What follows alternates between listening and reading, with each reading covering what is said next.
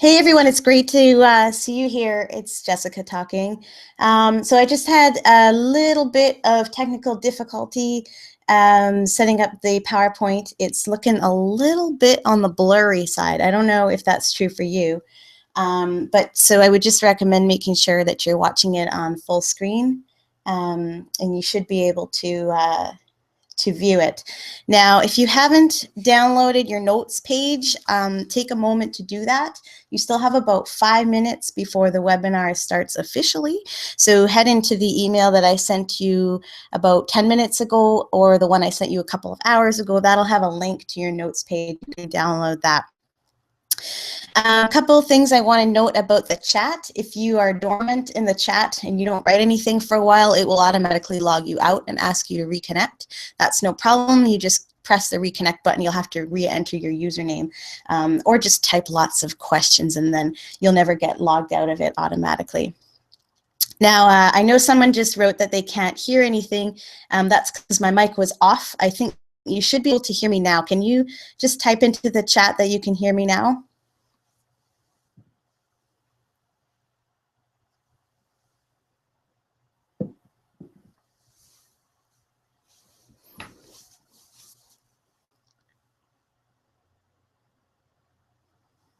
Awesome, awesome, okay.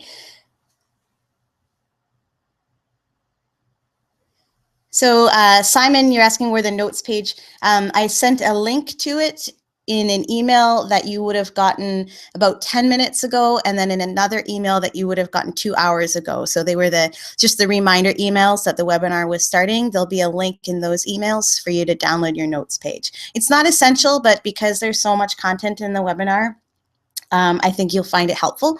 So I'm going to give everyone just a couple of minutes to grab that and download it if you haven't had a chance.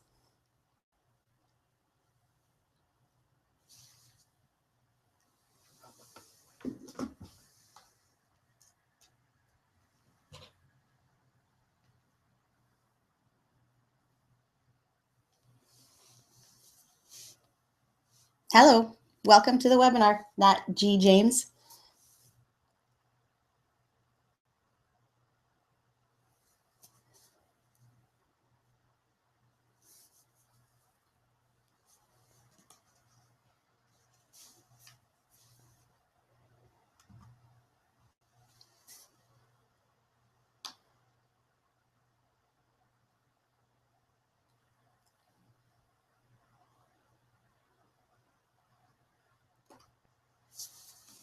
You should be able to print it. It's a Dropbox link, so you may have to click the link and then download it first, and then print it from there.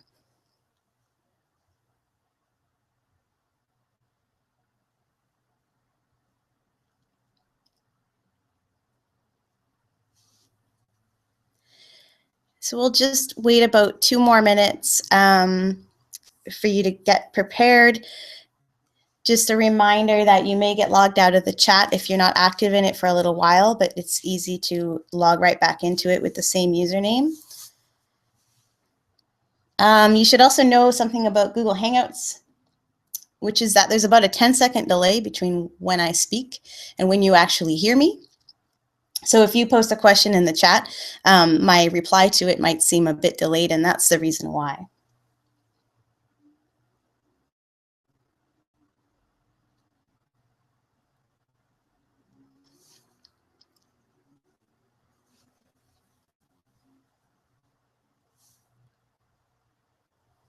Mohammed, you're in Richmond, very close to me.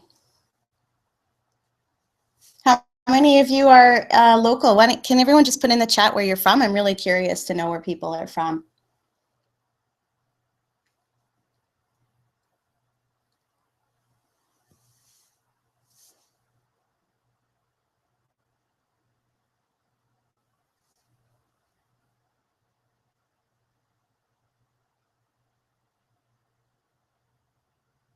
Oh, Turkey. Wow, that's cool.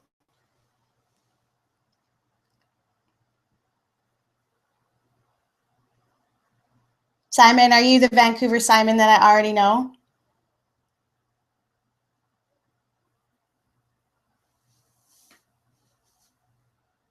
Toronto, cool.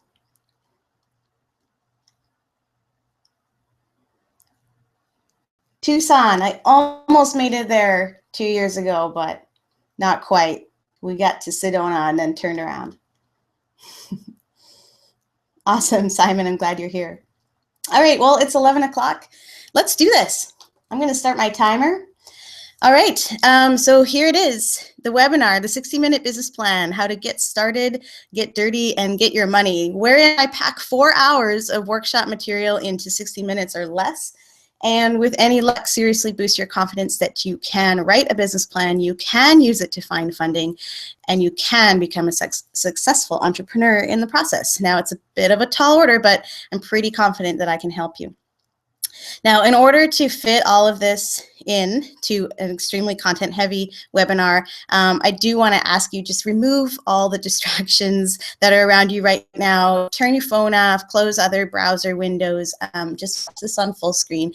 Try to get as many distractions out of your way as you can so that you can take lots of notes and ask me lots of questions. That's how you're going to get the most out of this. There's a lot of content in this webinar and not a lot of fluff, okay? You've probably watched a lot of fluffy webinars. This is not one of them. This is training, okay? So if you're distracted by your phone or your cat or Twitter or something, you're likely to miss some important stuff.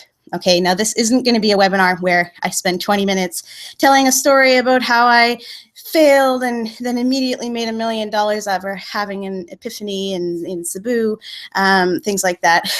You've heard all those types of stories before. So, oh, my slideshow is doing something funny here. Hang on one second.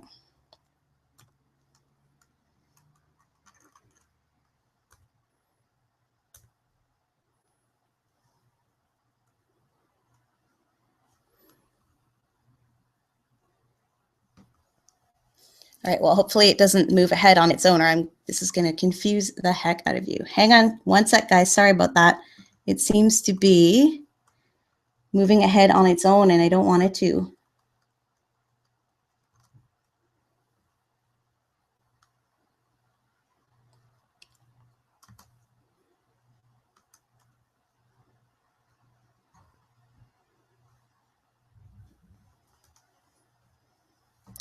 Well, we'll see. I may have to just keep a really close eye on it. All right, well, anyways, so some of you know me here, some of you don't. I will give you a little bit of a background. I mean, as I promised, no long drawn-out story about me, okay? Just the essentials. These are the things that you need to know so that you know that I know what I'm talking about. I'm Jessica. I live in Vancouver, BC, Canada. I'm a business plan writer, startup concierge and coach, and a recovering MBA graduate. Ask me later what that means if you're not sure. Owner of Renegade Planner, formerly called Right Ahead Consulting. I've been running this company since 2010. I've worked with dozens of clients, a lot of them in Vancouver, but many of them all over the world and throughout the United States for sure. Collectively, my clients have raised millions and millions of dollars in bank financing and investor financing. I'm very proud of what they've done, and I'm hopefully ready to help you find millions more. So I've worked with a lot of restaurant companies, retail stores, e-commerce shops, coaching service businesses, you know, the whole gamut, lots of healthcare companies as well. So there's been quite a few companies that I've worked with. If you'd like to check them out on my website, renegadeplanner.com/portfolio, you can. You can see some of my shining stars for sure. All right, so let's move along. Today, we're going to talk about a few things. So I'm just going to go over this. So first of all, what the ideal customer approach to business planning means and how it helps you write your plan in half the time. I truly believe that using this approach to business planning works and really speeds things up.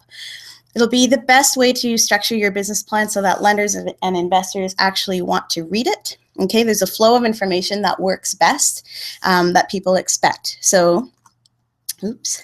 Here we go again. So then you'll know when you've done enough market research. I'm going to tell you that, and when you can stop all of that mind-numbing work and just enjoy yourself. There's no need to go overboard with business plans. They don't have to be ridiculously long. And I'm also going to tell you how you can stop telling yourself that you just don't get the financials and learn the easy way to create a budget for your business. Now, there's a caveat here. I can't teach you how to develop a financial model in an hour. Okay, they're way more complex than that. But I can show you how to put together the information you need and create a foundation to build those financial projections later on. So I'm going to give you kind of a starting point for that. And we can talk in detail post-webinar about how to create the actual financial model. All right, so I just want to make sure that you're in the right place and know that this webinar is for you. Now, if you're the type of person who gets distracted by this kind of work really easily, I'm betting that some of you have already checked your phones before I've even gotten into the meat of this thing. So I caught you, didn't I? If you're the type of person who just goes around in circles and gets confused and lost and just stops writing to play Angry Birds every time you sit down to write your business plan, this webinar is for sure for you. If you've seen too many templates and you just don't know how to make one work for your business, you're definitely in the right place. I'm a firm believer that templates alone are totally useless. They're a great start, but you need more than that. You need to understand why you're writing the business plan and have the reader in mind when you're working on it. Okay. This webinar is also for you if you started your business plan 3 weeks ago or months ago or even years ago and it's just still not done and you just are stuck and you don't know why. And of course, it's for you if you just don't get the financial part of business planning. So newsflash, guys, you have to get this part if you want to have a successful business. But fortunately, it's really, really not that hard. People get overwhelmed by the financials and the numbers, but it doesn't have to be particularly difficult. All right, so let's get into the meat of this presentation. I'm going to talk about the ideal customer approach to business planning and why I use it. So let me just explain briefly what the ideal customer approach to business planning is. So this is about designing your plan to guide you towards making your best customers as happy as possible.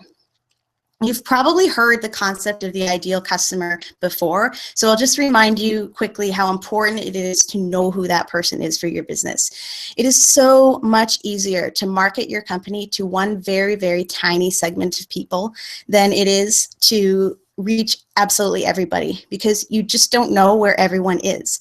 But you can find that tiny little niche and then expand to new customer groups from there. Now, so think of it like shooting fish in a barrel or, one of these visual concepts. If you just spray a marketing message out to everybody in the world and hope that it hits somebody that it will resonate with, your chances of actually finding your best customers are very, very small. But if you take some time to research your customer, write down who they are, and then thoughtfully consider where to find them, it's going to be much, much easier to find your niche and then expand it outwards. So this is the exact same approach that I take to business planning. So what you want to do first is think about who you most want to work with. Who do you want coming into your shop? Who do you want coming into your restaurant every single week, consistently, all the time, and grabbing their friends? What kind of client do you want in your consulting business? Who are these people? Think about every possible detail that you can. All right, so their demographic profile, where they live, how much money they make, all of those types of details, as well as psychographic details like how they make buying decisions or things that they value. Now, someone's asking if the presentation is stalled. I'm just going to check.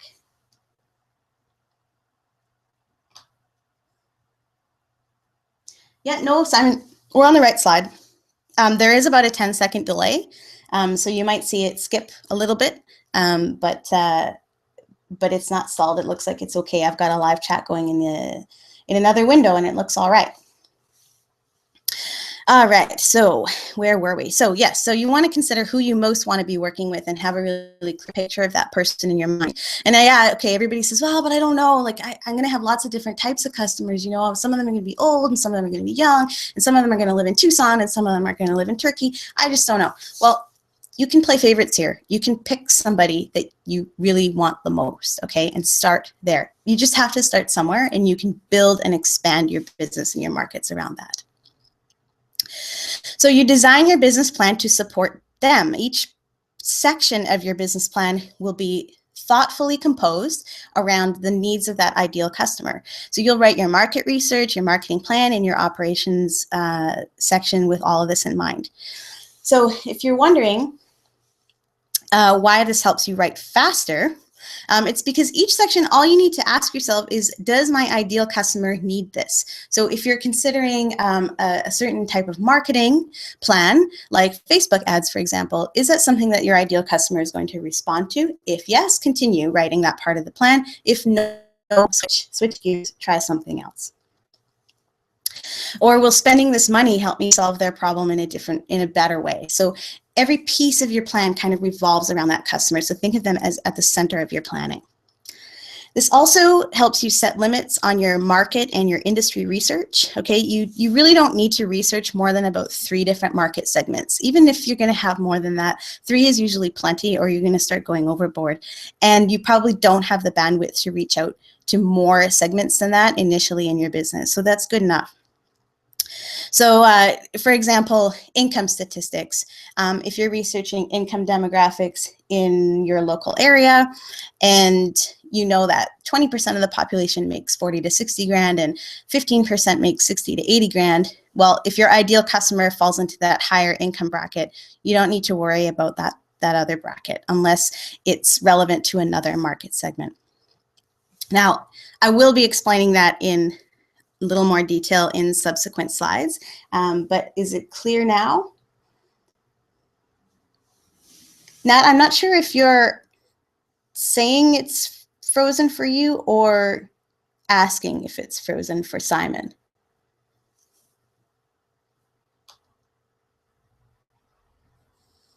The slide you should be seeing is titled The Ideal Customer Approach to Business Planning. Is that the one that you're seeing? Awesome, good. All right, so we'll move along. Again, this is really meaty. If there's questions, put them in the chat. Even if I don't get to them right away, I will get to them by the end of the presentation. So just jump in anytime with questions that you have, and I will get to them. Again, there's a lot of content that we want to go through here. All right, so let's talk a little bit about how to structure your business plan. So if you've got the notes page, this is where I'm going to start taking content directly from your notes page. So it should go in the same order as you're seeing here on the slides. I'm not just going to describe a template here. When you go to a business planning session, you're usually going to just have somebody standing in front of you telling you what should go in each section of the business plan. I'm going to say that, but I'm also going to talk about what the bank is actually looking for when they read your plan. I mean, that's the angle I'm taking as I discuss the essential parts of your plan, because seriously, how are you supposed to create a compelling, interesting, and useful business plan if you aren't shown how to see that plan from a lender's or an investor's perspective? Nobody tells you this. Nobody at all. And so you're just forced to fill in the blanks and hope for the best, not even really knowing what lenders want to see. And that, in my opinion, is why templates don't work. So over the next, I would say 20 minutes or so, I'm going to go over the major elements of a business plan, teach you why each one is important so that you can use only the most essential information in your plan and stop wasting time on analysis that is not relevant, okay? Hope that makes sense. So let's start with the business overview, which half of it is super easy and half of it is super hard, and I'll explain why. By the way, anywhere in these slides where you see the acronym IC, that means ideal customer or ideal client, okay, just so that's clear. So your business overview is an early section in your plan. This is where you're going to describe the problem you solve and who you solve it for. Now, everyone else who hands you a template says, describe your products and services here. Yes, you do want to do that, but you want to describe them in a way that helps lenders and investors understand what makes you different and special and what problem you're solving and who your customers are. So you want to mention who your ideal client is just briefly, discuss what you sell, and offer a little bit of positioning by describing what problem that you're solving for people. That part is not too hard. Now the mission and vision, this is big, and I do think that you should spend a decent amount of time on developing mission or vision statements for your company. Now, the mission is your purpose for doing this business at all, okay? It's an internally useful statement that serves as a reminder of the path that you're on in your business. And your vision is sort of that future state that you're hoping to achieve in your business in the long term. So when you get off track or you're having a dark day in your business and things are you're just feeling really crappy and things aren't going well, going back to your mission and vision statement can be a really powerful way to get you back on track. And I'll tell you, it works for me so much. I redeveloped my mission recently, and now it's to help 10,000 new entrepreneurs start companies by 2020. And it's a lofty goal, but I think I can get there. And when I'm feeling super crappy, I look back at that and just, I kind of helps me get back on track. So I think a mission and vision are more useful internally than they are for a lender. And you should definitely spend some time on them. The objective section, also an internally useful part of your business plan. You want to choose maybe 3 to 5 short and long-term goals for your business and state them here. And don't just pull them out of thin air, okay? If they're financial objectives, such as I want my business to be profitable by the end of year 1, make sure that that's tied into your financial projections, which we'll talk about later, so that it matches up, right? So if you say your objective is to be profitable, but then your financial forecasts show that you're not profitable, the lender is going to say, okay, what, there's a disconnect here. I don't get it. So think about measurable objectives, very specific things that you want to achieve that will tell you pretty confidently that you are on the right path in your business. And I actually recommend saving the objectives until the end of the plan, until you've done all the other work. Then there's the easy stuff, the legalese. That's just who owns your company. Is it a corporation, a proprietorship, a partnership? How many partners are there? That kind of thing. And your startup summary is just a table that lists how much money you need and how you plan to spend it. Now, if you're including some of your own investment in this, I recommend that you also say how much you're contributing to the business here. All right, so that's the business overview. Next is the market, and this is a big section. So I'm going to spend probably a good 5 minutes just talking about this. So again, excuse me, here's where you want to describe in more detail who your ideal customer really is. But keep it relatively short. 1 paragraph is enough, okay? So, you know, your company works with a specific type of person who lives in Seattle, earns $60,000 a year, is 42 years old, has teenage children, rents their home, drives a cheap car, that kind of stuff. And then talk a little bit about their values. Do they prefer to shop locally? Are they concerned about sustainability or the environment? You know, what's really important to that ideal customer that would make them want to shop at your store or work with you on a regular basis? So 1 paragraph on that, and this is the part that's always missing from every business plan that I read, is that description of who the best customers are. So then there's the market segmentation section. So that's what categories of customer will you have, and which one is your ideal customer part of. So again, you only need about 3 market segments. And again, you're probably only going to have the budget or the bandwidth as a new entrepreneur to support more than 3 market segments. So don't worry if you think down the road you might have 5 or 6. Try to keep it a little bit narrower for now, because you're only going to be able to reach out so far. So segment them. Perhaps one segment of your customers are locals, one segment are tourists, one segment are family members. You know, whatever it is, you probably already in your mind have a pretty good idea of a few different categories of customers or clients that you would enjoy having working in your business or coming into your business, sorry. So break them down into about 3 different segments, describe their behaviors, describe their demographics, and then state which one your ideal customer is part of. Another common section is market size. So you'll see this in a lot of templates. And this is where people totally go overboard with their research. Why you want to research market size is because lenders want to understand the potential of how big your business can get, but they also want to know that you're being realistic about it. So if you're planning to start a franchise that's going to be a global business, that's a really lofty goal, and it's probably not somewhere you're going to get in the first 3 to 5 years anyway. So your market size, for now at least, is probably going to be your local area, or maybe it could be national. It just depends on what type of business you're doing. But this is where people go overboard a lot. You know, you've seen this in business plan examples. Oh, it's $1 billion market, and if we just get 1% of it, we're going to be super rich. And those kinds of statements really don't make any sense. They're completely vague. They don't describe how you're going to get there. So in order to develop the section on market size, you basically want to do a little bit of demographic analysis on your 3 market segments that you've chosen and add up the reasonable estimates that you've come up with on their size to estimate how big your company could potentially get, how many people you could potentially serve. Now keep in mind you'll have competitors who are also trying to reach these same market segments. So your market size is the total number of potential customers that are out there. You will only be able to access a piece of them because your competitors will get the rest, and that's okay.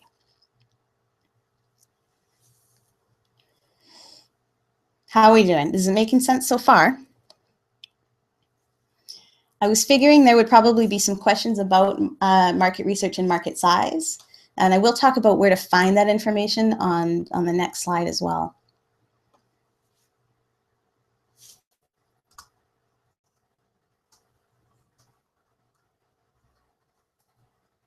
Okay, awesome, thank you.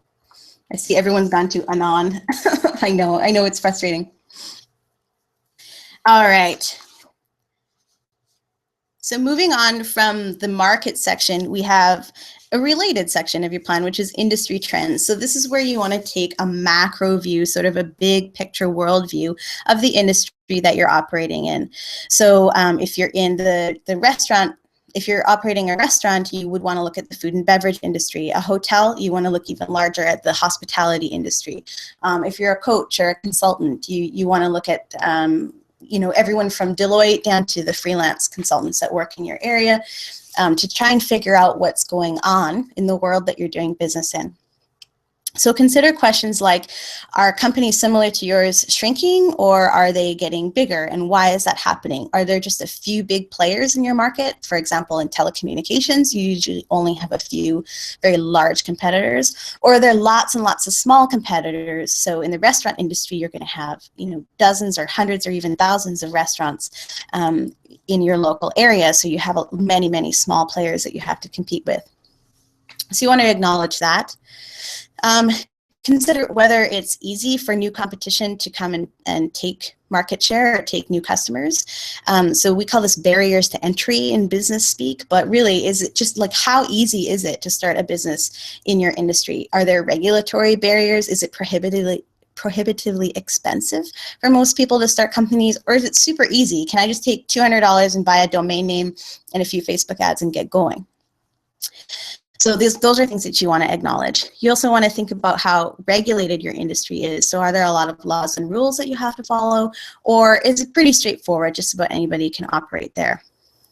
As well, who are the suppliers for this industry? So where do raw materials come from? If you have a restaurant, Simon, because you're here, I'm just going to keep using this example. If you have a restaurant, your raw materials are your ingredients. You're probably getting your ingredients from distributors or from farms. What happens if there's a drought, okay, and prices go up? What happens if there's crazy currency exchanges like we're having now and prices go up? What are the kinds of risks that are involved there? You want to acknowledge that. Now, this stuff is important because lenders want to know that you've done your research. I mean, it's really as simple as that. They want to show that you have taken the time to present unbiased information that shows the positive and the negative factors of your industry. It shows that you've considered the risks, that you know what's going on. And if it's not an industry that they're familiar with, it helps them assess your likelihood of success. That's why the industry analysis is so important. But again, it doesn't have to be crazy long, right? You're looking at, a page or two. And why I say it doesn't have to be crazy long is because honestly, the lenders are not going to read more than that. They'll get through a few paragraphs, and if it seems like you're making sense and they understand the flow of information, that's it, they're going to stop. So you don't need these really long market analysis and industry analysis that used to be requested in business plans. Now, if you're wondering where to get this information, because I get this question a lot, okay, I get what I'm supposed to do, but how do I find it? Well, you want to start with associations, certifying and regulatory bodies, government websites, and even nonprofits. So if you are opening a massage business, for example, check out the Massage Therapy Association for reports. If you're starting a marketing company, look at some research from the American Marketing Association. There's associations for everything, okay? The Editors Association, the Wedding Planners Certification Organization, like literally there's a regulatory body for just about everything. Reach out to those people and ask them what they can provide for you. Those associations exist to help companies like yours succeed. So if they have data, they will openly share it, and it's almost always free. The other thing that you want to do is try out big agencies. So Deloitte, Accenture, KPMG, big corporations like Walmart, MasterCard, they'll release industry reports on industries that matter to them. And Deloitte and Accenture and the consulting firms, they'll often get commissioned to write these reports on the industry. So you can always check with contacts at your local branches of those huge, huge consulting firms and see if there are any industry reports that they can share. And often these are actually free as well. So, don't be ashamed. They want to get their name out to as many people as possible. They want to be seen as a credible authority. They want people reading their stuff. So they're going to share information with you. Don't be afraid to ask. Oh, I almost forgot competition was even on this slide. So once you've done all the work of looking at your industry and you really understand what's involved in being a part of it, you want to look at how many other companies exist that are a lot like yours. Now, again, we're looking at this from your ideal customer's perspective. So why would your ideal customer choose a competitor over you? Who else would they consider buying from and why? It's not enough to say that you are the best bike store in the whole city of Cincinnati because you have the best customer service. What does that even mean? Like, good service means different things to different people. It'll mean a different thing to your ideal customer than it will mean to another company's ideal customer. So explain that. Explain what makes you unique to the people you are trying to serve, and that is your competitive edge. That is the thing that makes you stand out. Always acknowledge your competitors, however, even if your customers are a little bit different. Never say that you have no competition. That is an indication that nobody wants what you're selling, and that's going to tell a lender that they probably shouldn't give you any money. Competition is healthy and it's good, and you want to have it. Now, you could have an oversaturated market, in which case it would be very difficult to stand out. And that's the case for people who provide services such as myself, marketers, writers, designers, that kind of thing. The competitive analysis is extremely difficult in those industries because there's 10,000 competitors easily. So what you want to do if that gets overwhelming is simply break it down into categories. Categories by geographic location, by pricing, by market segments, whatever makes the most sense for you. With restaurants, what I like to do is segment competition by local area, similarity of cuisine. And those are the two main areas. So for example, your local pub is not really competing with the sushi joint down the block. You might want to acknowledge that they're there, but it's not that important.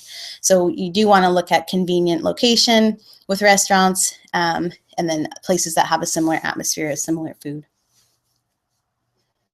How are we doing? I see lots of yeses and sures, so I think we're good. All right. We're doing really good on time, so don't be afraid to stop me if you want to. All right. Once you've got your market down, you understand your competition, you've done some industry analysis, it's time to start thinking about how you're actually going to reach out to your customers. And what you want to consider is what your ideal client is actually going to respond to. So most marketing plans that I read say, such and such company is going to use social media, and we will be very active in the community, and we will have Facebook ads and blah, blah, and give free samples. I mean, that is so generic. And if you write this kind of marketing plan into your business plan, it's an indication that you haven't even thought of what your ideal customer is going to respond to. And the lender is not going to be confident that you really know what to do to reach out to them. So if you really understand your ideal customer, you can learn where they hang out. And once you know where they hang out, then it's much easier to figure out how to get in front of them. So in the marketing plan section, your business plan, you want to explain specifically what you're going to do and why you chose those marketing activities. You don't have to be right You just have to be logical. Okay, I'm going to say that again. Right now, it's a guessing game. You don't have to be exactly right about what your marketing plans are and what they'll achieve. You just have to be logical. It has to make sense what you're trying to do. So consider all the different marketing tools that are out there. Newspaper advertising, social media, farmers markets, giving away samples on the street, media appearances. Okay, there's a whole gamut. You can come up with a list on your own easily. Where is your ideal customer going to be looking for information? Are they watching TV? If they're not TV watchers, there's no point in trying to get into the media because it'll be a big waste of your PR dollars. So think about what they're going to be most responsive to and consider what that is going to be, what that's going to cost. Now, I know most of you are going to be bootstrapping, right? You're trying to keep your budget down, but try not to be too cheap with your marketing plan. The more you can invest in your marketing, if you're doing it the right way, the better results you're going to get. So try to put some money into this, do meaningful experiments with your marketing budget and measure what works. But right now you don't know what works. So what results are you expecting from your marketing dollar and how did you come up with those expectations? So Facebook ads are an easy example here. If you're using Facebook ads to try and get people on an email list and your budget is like $200 a month, say, how many leads or how many people on your email list are you expecting to get for that $200? And it's really easy to look at typical results. All you have to do is Google what percent of returns people usually get from their Facebook ads, but say it's 20%. So for every $200, you're going to get like 40 people or something on your email list. That's great, and then you can convert those customers or those leads into customers later. So consider what results you're expecting from your marketing dollars and explain your rationale for how you got to that.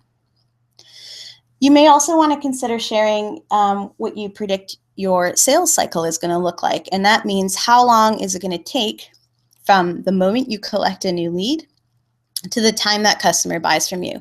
If you're in a retail environment, obviously that's going to be, you could probably have your sales cycle down to like 20 minutes. But there's always going to be people who come in, window shop, leave, come back, window shop, leave, come back, and then on the third time they buy from you. So some retail shops, like especially high-end premium ones where people like to shop around, you're going to have a much longer sales cycle. If you're in services, your sales cycle could be anywhere from a couple of days up to a month. What do you think it's going to be, and why do you think it's going to be that? Again, you don't have to be right. You just have to be logical. And then finally, what will your marketing messages contain so that your ideal customer understands that you are the best one? You are better than all of your competition, and it will make them want to come to you. That is the message that you're going to be sending through that marketing. I think that the marketing plan section of a business plan is probably at least 20% of the work, because you just don't want to gloss over this. You are experimenting and figuring out as you go along, but if you don't have a rationale to come, like a place to come from when you start, you're just going to be throwing money away. And that's why people don't like to spend money on marketing. They don't know what to spend it on, so they just toss thousands of dollars out the window and then they wish they hadn't done it, and it becomes a sunk cost. The better your rationale is at the beginning, and the more metrics you put in place to actually evaluate the results of the work of the marketing dollars that you're spending, the better off you're going to be. All right, so then we move on to the SWOT and the risk analysis. Okay, SWOT, you probably have seen this acronym. It stands for strengths, weaknesses, opportunities, and threats. And every lender wants to see a decent SWOT analysis. The strengths and the weaknesses, these are things that are internal to your company. Okay, so these are things that you are really good at. If you have a patent on a new device, for example, that's a huge strength. If you are a really experienced marketer and you've spent 15 years in the marketing industry, mounting successful campaigns for the industry that you're in now, that's fantastic. That's a huge strength. You might also have some significant weaknesses. For example, your competitors might simply have more cash flow than you, and you're bootstrapping right now. So your lack of capital could be a weakness. Lack of experience, perhaps in finances, might be a weakness. Or maybe you're missing an essential partner on your team that you know you need for your company to succeed. Don't be afraid to acknowledge these things, all right? So those are internal. Strengths and weaknesses are internal factors. Opportunities and threats are external factors. So these are things that are happening outside your company that may hurt you or help you. So an opportunity might be, here's one. Equity crowdfunding is a new thing right now. People are starting to raise money by crowdfunding and actually selling shares of their business. And there's a huge opportunity in this industry today, which is that it's just been opened up to non-accredited investors. That means anybody, you, me, anybody could put $1,000 or $2,000 into a little startup and help them raise some money and get a few shares. That's a massive opportunity. That would be something that would be acknowledged in a SWOT analysis. At the same time, there could be major threats to your industry. If you're an exporter right now, currency exchange, this is a huge thing, right? So our dollar relative to the dollars of the companies that you are exporting to could make a big difference as to whether your company succeeds or fails in the long term. Right now, exporting from Canada is awesome because our dollar is low. But if that were to change in 5 or 10 years, that could present a significant threat to your ongoing company. So you do want to acknowledge these things. You know, it's really okay to acknowledge the downside to your business. It's not a big deal because there's always going to be great potential as well as great threats in any industry. Founders want to understand both sides of it, and then see how you position yourself as one of the winners in the industry. So it's okay to talk about the threats and the weaknesses in your business as long as you include a risk analysis that describes how you're going to overcome those things. Okay, so consider all of the weaknesses and threats that you have, and then write a couple of paragraphs that just explain how you're going to overcome them. This is really, really powerful. So not only have you acknowledged the crappy part of being in the business that you've got, but you've also said, yeah, you know what? I'm going to take this cloud and put a silver lining on it, and these are all the ways that I'm going to do it. The lenders really like to see that. They know you've thought about it, you've really considered how you're going to succeed in this industry, and you know pretty much exactly what you need to do. Whew, that's a lot of stuff. I'm going to take a sip of water. If you've got some questions, pop them in. I'm watching.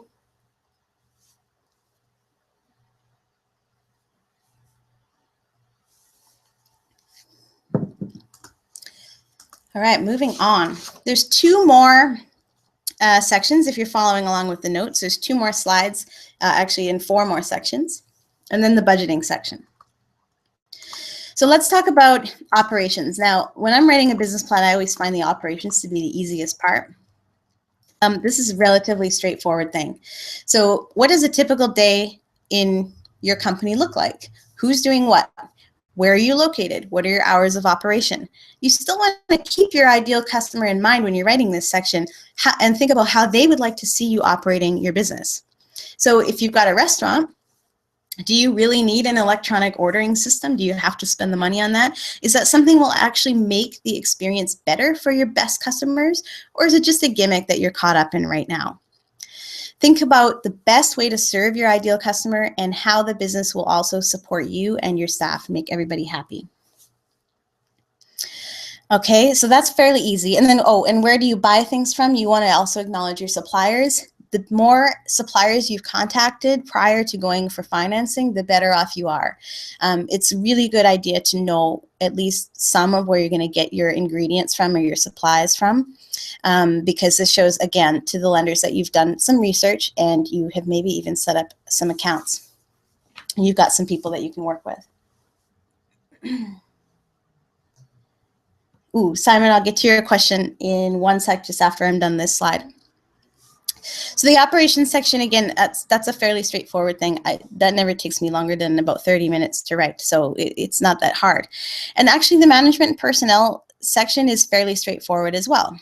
You want to include your own bio, and if you have multiple owners in the company, you want to acknowledge them too and talk a little bit about their history and their role on the team. Don't go overboard. A paragraph per team member is totally fine. If you really think your resume is important, you can put it in the appendix of your plan. You also want to describe who you're going to hire, what you're going to do, and what you're going to pay them. You don't need big, huge job descriptions, at most just a line or two. But you do want to acknowledge employees versus contractors. That is, who is actually on payroll and who is on contract. That's really important. Employees cost more than contractors, but they can also be great strategic hires who stick with you for the long term. Contractors tend to float in and out of many businesses, and they might not support your growth or your customers as well. So if you are hiring a contractor over an employee, it's a really good idea to explain why. But again, job title, brief description of the role, and what you'll pay them, whether they're employees or contractors, is all you need for this section. And then make sure that matches what you put in your financial forecast. Okay, I'll pause there for just a second because that was a pretty quick slide. But Simon's asking, if a lack of operating capital is a risk, where do you put answers for that in the plan? Well, I think that that will probably be addressed in a few different places in the plan. But if you are identifying it in your SWOT analysis, then definitely describe it in your risk analysis, which should come right after the SWOT. So, I mean, if you don't have any money, you need to have a plan for where you're going to get it, and you should describe that plan. So, you know, for example, if a bank loan falls through, what's plan B and plan C?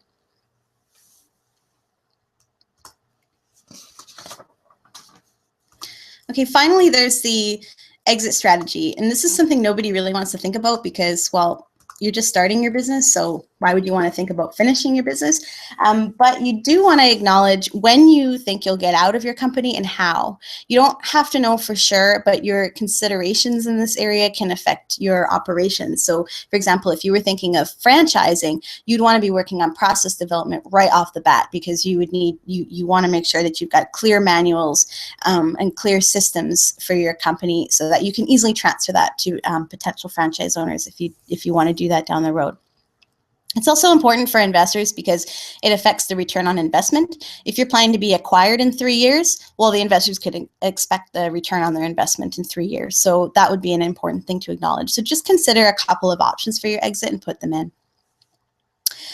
Now, budgeting is on the next slide, okay, but I'm going to say one thing about financial forecasting right now, and I can't stress this enough.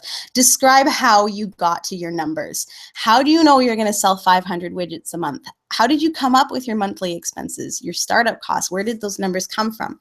I'm going to talk about developing a budget in a minute, but this is really the most important thing that you need to know about financial forecasting. Why?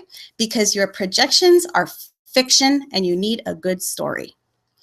Can you pull a number out of thin air and plop it into your budget? Yeah, kind of, you can, as long as it's an educated guess and your plan shows how you got to that guess. It has to make sense to lenders and investors. They cannot infer that information from the numbers alone. So your financial analysis must include a page on your assumptions that tells people how you got to the numbers that you've put in there. Now, we're not going to talk about an executive summary today, but it is the last thing you should do, and it should only be one page. It should summarize the exciting opportunity, why you're going to make it in this industry, and the money you need to start.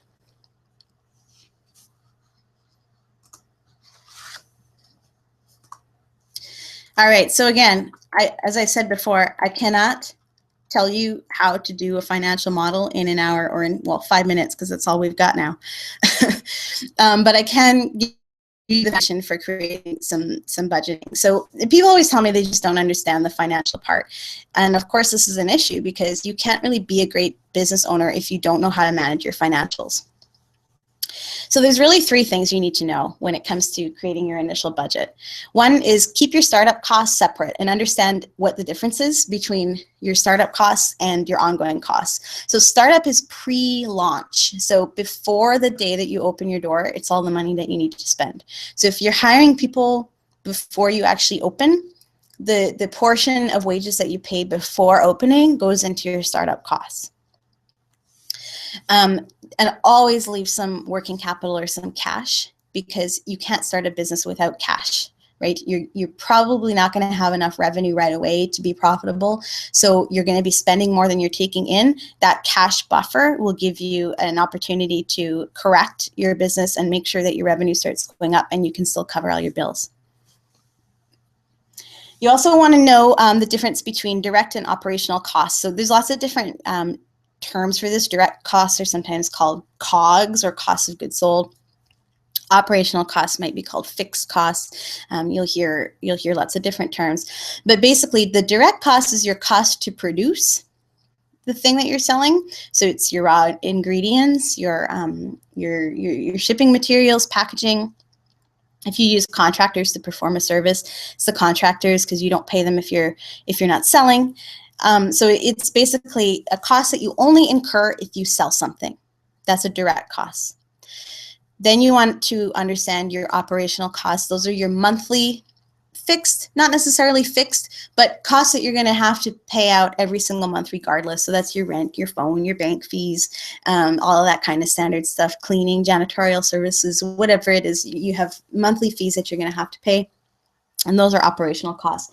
And you do want to be able to keep those separate in your financials. So make sure that you list them separately before you start working on financial forecasts.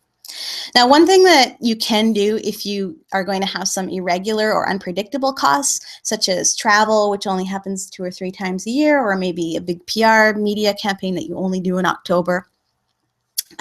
If you're not sure how much those numbers are going to be, or exactly when you're going to spend that money, what you can do at the very beginning, and it's a little bit of a fudge, but it's okay, is you can just choose an annual budget for those irregular costs and just divide it by 12.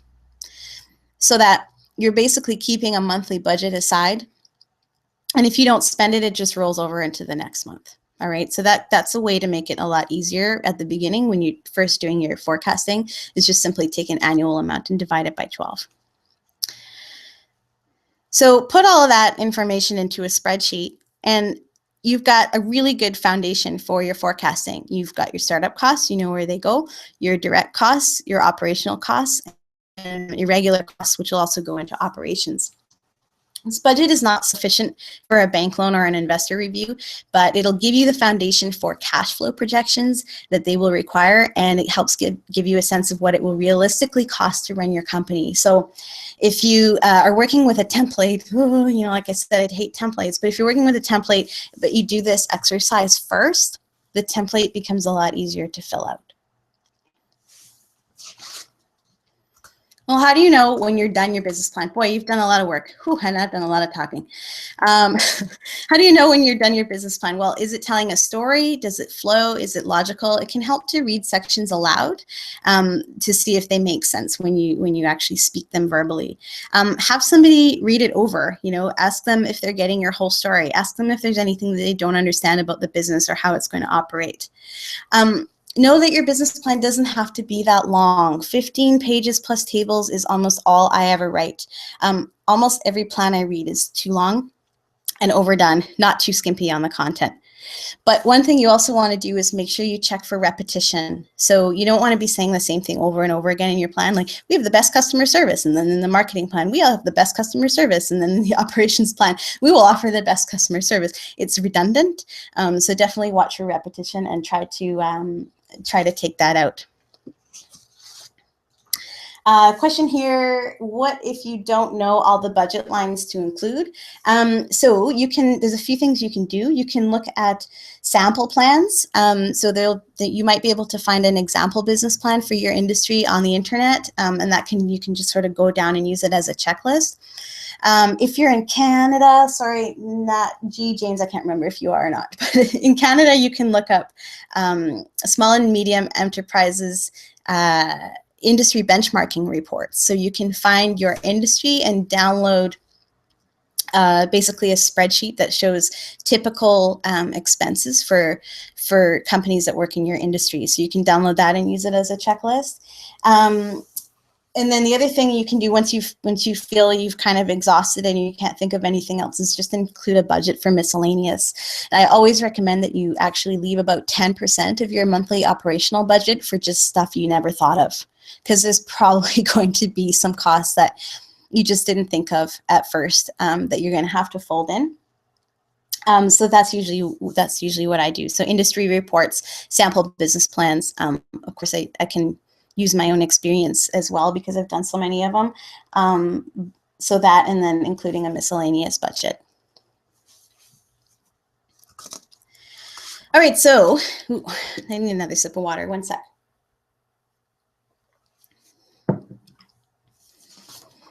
All right, so what do you do next? Well, you want to be, that is going backwards. It's a good idea to work with an expert to review. So there are local small business offices that can help you, the SCORE office, Small Business BC. You can work with a business coach or a mentor. It's just somebody who's seen a lot of business plans and kind of knows what to look for. You want to be checking your objectives on a quarterly basis at least in your first year. So go over the objectives that you set in your business overview, see if they still make sense. Are you achieving them? Are you getting close? What's working and what isn't? If something's not working, go back to your ideal customer and think about the reason. So use your business plan as a decision-making tool. Read your mission and your ideal customer and ask, what would they want? Okay, what would they want to do? So if something's not working in your business, you can always go back to your plan and you can kind of get a sense of what's going off. You want to use your financials as a benchmark.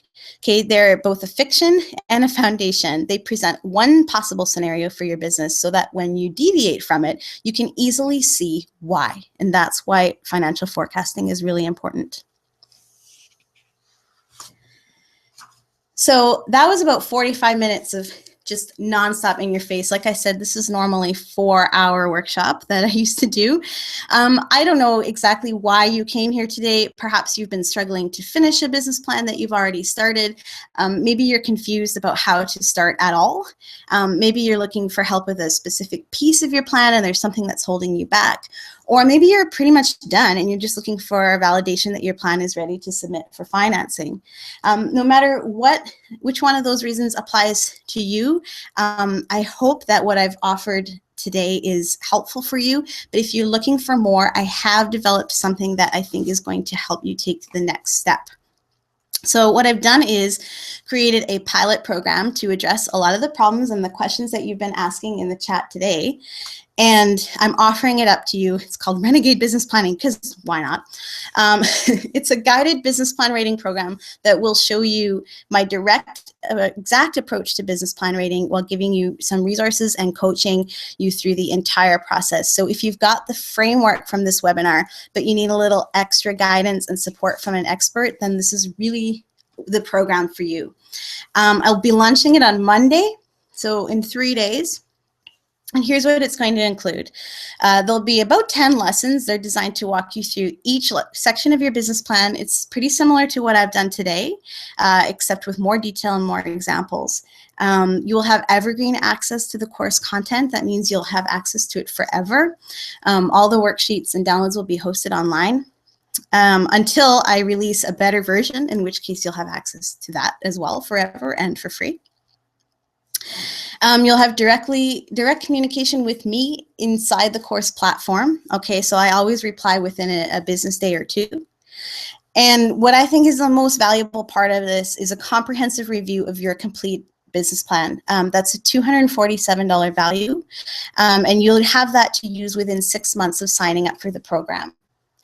So basically, if you sign up today, February 1st, we got what, March, April, May, June, July, August, you would have until September 1st to get me to do your personal review. I will personally complete each one, reading your plan from start to finish. I'll include a complete list of recommendations and action steps to improve your plan for its intended purpose, whether that's loans, investment, or whatever. It'll give you an opportunity to vet your plan through an expert before you submit it anywhere else. So there's no throwing caution to the wind and just hoping that the plan is what the lender wants to see. I will actually send you a report that explains what's missing and what you need to do. And of course, we'll have a 15-minute Skype chat to go over that review, and I can answer any questions that you have. And if you choose, of course, you can continue to work with me on a one-on-one basis.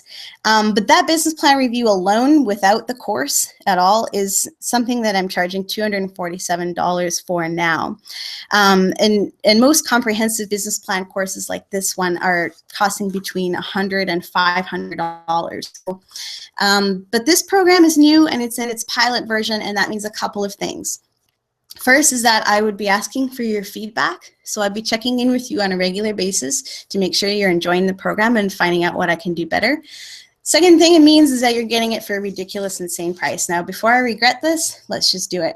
This program is going to eventually cost at least $297, and we're talking US dollars here, folks. So Canadians in the room just know that. But this is the first time I'm offering something like this, so you can get it today, including that $250 review, for $147. Now, remember, you'll have access forever. You'll have 6 months to ask me to review your plan. And if I decide to launch an even bigger, better version of the class, you will have access to that at no additional charge whatsoever.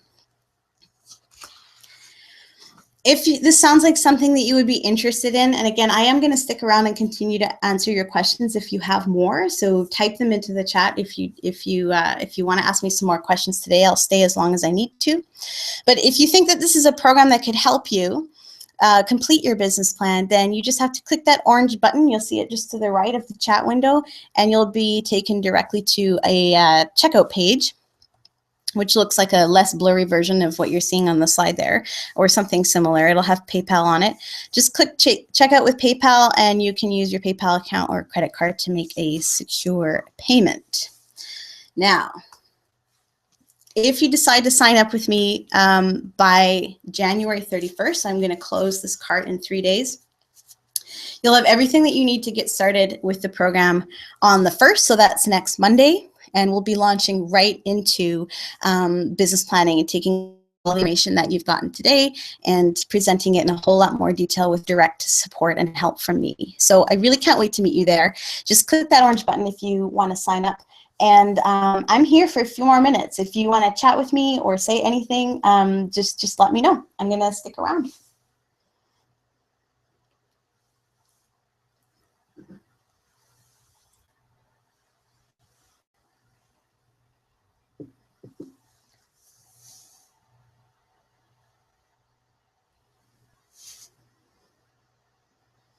Really, you're good? You must have some questions. And maybe there's just a lot of information that I've gone over today that you might need to absorb for a little while. Again, I tend to go over things quickly because I've written so many business plans by now. I've got the process down to a bit of a science. But, you know, and I understand that it is not an easy process. Okay, you're asking, will you please elaborate on what I mean by explain your assumptions under the financials? Yeah, okay. I will go over that again because I think it is the most important part of your financial forecast. And that is that you must explain how you arrived at the numbers. So, you know, in that slide where I went over how to create a simple budget, you know, looking at your startup costs, your direct costs, and your operational costs, all those numbers are going to be estimates, but you need to explain how you arrived at those estimates. So your financial analysis section, which is usually the last section in the plan, the first part of that should just be an explanation of how you arrived at your assumptions. So if you're budgeting $30,000 for renovations to your new space, for example, how do you come up with that number? Have you actually got quotes on equipment? Have you talked to a contractor? You know, give some rationale behind it. If you're budgeting $500 a month for marketing, say why. Why do you choose 500? If you don't, you know, you just want to experiment with a few things and increase your budget later, that's fine. You know, that can be enough of a reason. So it's all about rationale, all right? Oh, thanks, Simon. Bye. Nat G. James, yes, you will have until January 31st to sign up. So you'll get an email later today with the replay in it if you want to watch the webinar again. And it'll have the link in there to sign up. Yeah, I am going to close it on January 31st. And the reason for that is that it's a pilot program. So once I've got a few of you running through the course, I want to just kind of launch it and see how it goes. So that's why I'm limiting the time that people can sign up. I may relaunch it later, but not now. And you're asking what will be the hours? There's no hours. So this is totally self-paced. You can log in anytime you want. All the lessons will be available to you at once, and you can work through them at whatever speed you want. So it doesn't matter. What format are the classes in? So everything is going to be hosted on a platform called Ruzuku. All right, it's just an online course programming. You'll have a secure login to get in there. The classes will not be live, although I may do a live chat from time to time just to answer people's specific questions and check in on their progress. But yeah, mostly it's going to be text-based, and I may include a short video with additional explanation on a few of the concepts. If there's worksheets, templates, or resources that I think will help you, you'll be able to download those from within the platform as well. And then below each activity or each lesson in the course, there's a discussion chat, so you can ask questions there, and then I will answer them publicly, so everyone else who's in the class will be able to see the answers as well. Because you know how it is when you're in a class. Usually if one person has a question, 5 more people have the same question.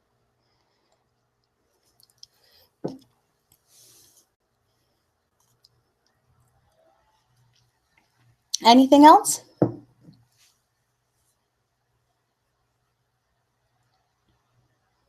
Oh, thank you. I think it's going to be really fun. I'm taking 5 years of information and hundreds of business plans and distilling it down into the process that I use, and I really do hope that you enjoy it. I'm excited to get your feedback as well through the program, so if something isn't working, if you're open and transparent with me and you tell me, I'll be able to fix it on the fly to make it as valuable for you as possible. Awesome. Just the motivation you need. Awesome. Great. That's good. Yeah, I'll be logging into the class every single day to check for new discussions. So it'll be, it's going to be as interactive as I can possibly make it.